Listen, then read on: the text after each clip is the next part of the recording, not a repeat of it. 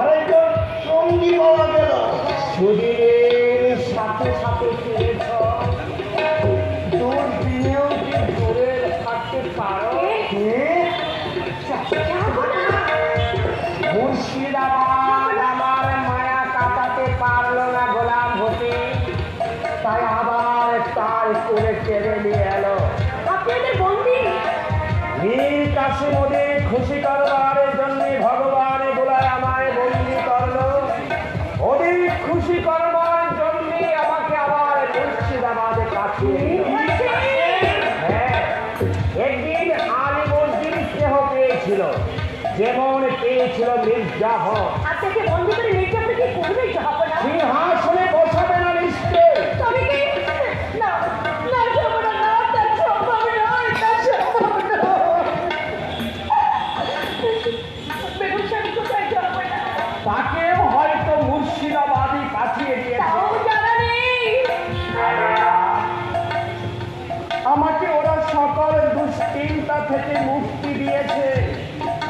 রাজ্যের চিন্তা নেই, পরিজনের চিন্তা নেই, বেগমের চিন্তা নেই।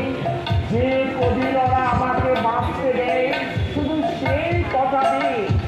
দুঃখ নেই গোলাম হোসেন, সত্যি বলছি গোলাম হোসেন, আর আমার কোনো দুঃখ নেই।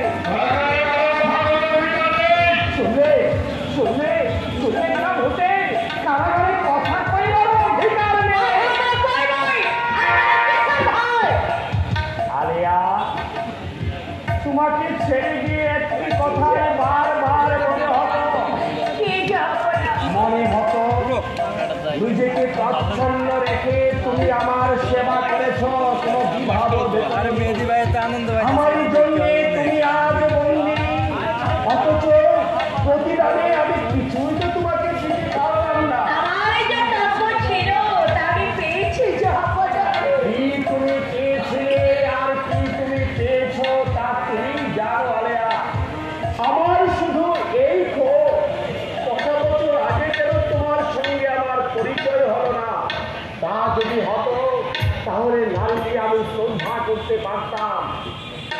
গোলাম হোসেন, জাহাপনা,